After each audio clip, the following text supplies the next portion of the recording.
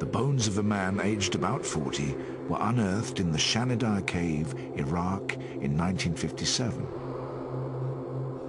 Scars on his ankles and ridges on his kneecaps reveal he was already crippled with arthritis.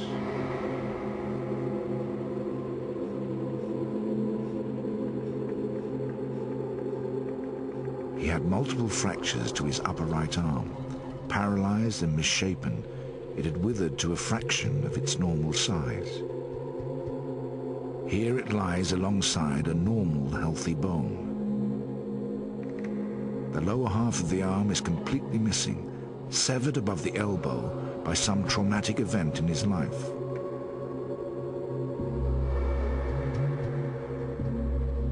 Close examination of his skull reveals the cause of these injuries.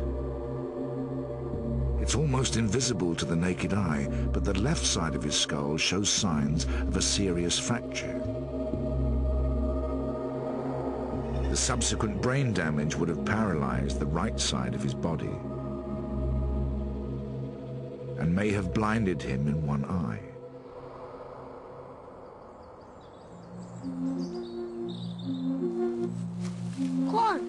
Done. For the old, there are few concessions in this brutal world. If he is to stay with the clan, he needs to pull his weight.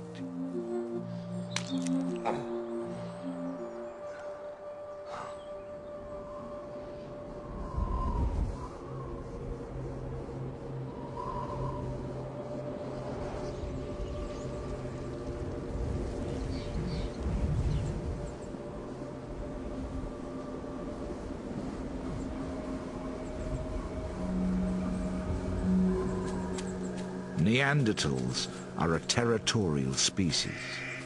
This clan's territory is around 27 square miles, the range of an average day's hunt. Some distance from the cave, the clan's 3 brothers have picked up the scent of prey.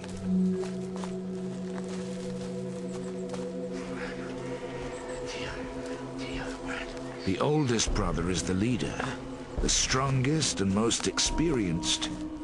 He orchestrates the hunt.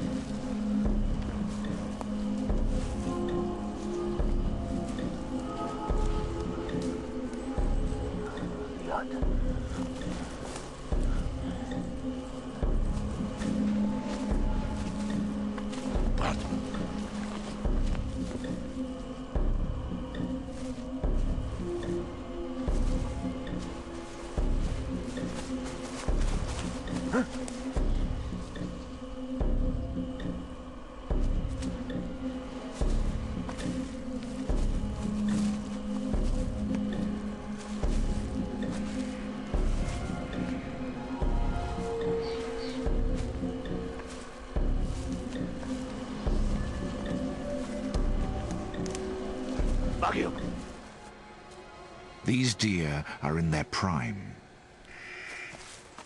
Nutritionally, they're more valuable than old or sickly prey,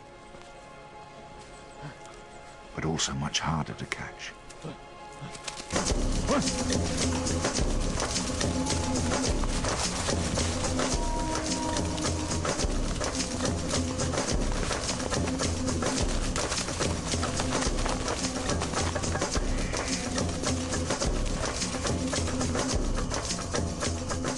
The Neanderthals' world was much smaller than the one we know today.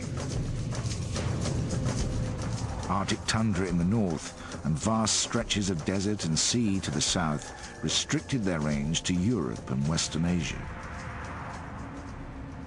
Even at their peak, it's estimated that as few as 100,000 Neanderthals may have lived within this border.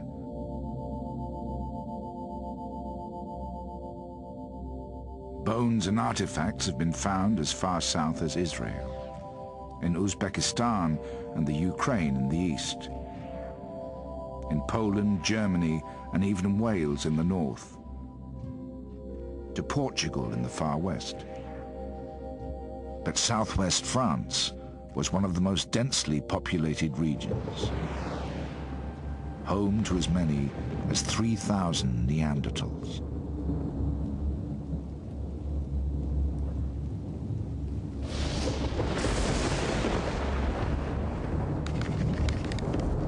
The hunt has not been successful. Darkness has fallen and the men are stranded on the edge of their territory. If they are to survive a night away from their cave, they must make a fire.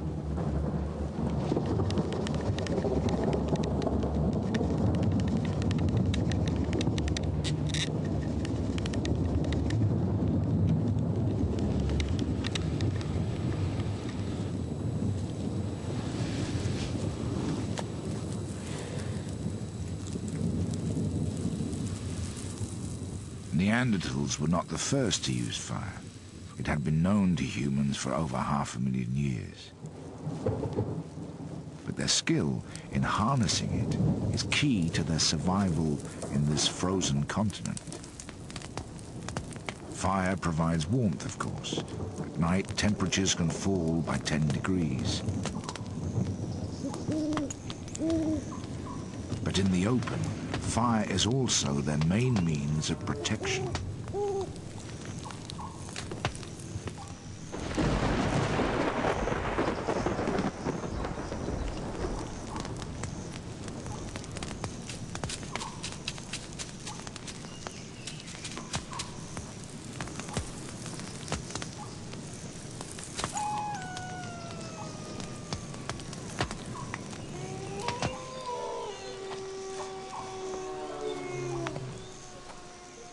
Leopards and wolves, cave lions and bears stalk this part of France.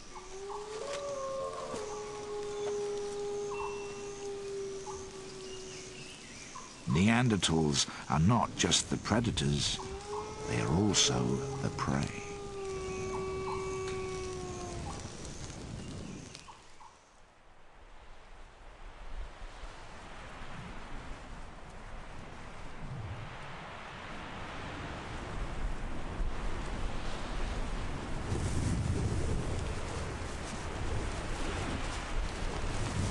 Early next morning, the hunt begins again.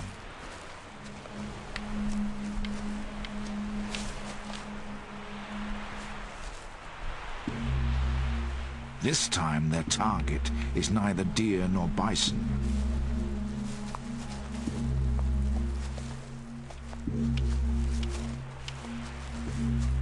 On the border that divides their territory from the next, the brothers have stumbled upon another kind of prey.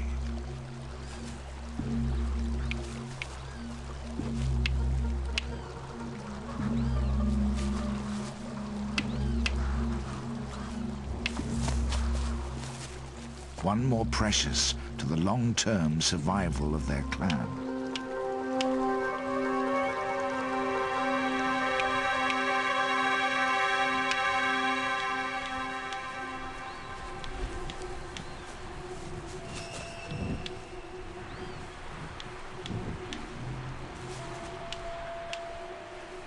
The size of their caves and the debris unearthed within them suggest that Neanderthals lived in very small groups, perhaps no more than 25, and sometimes as small as 8.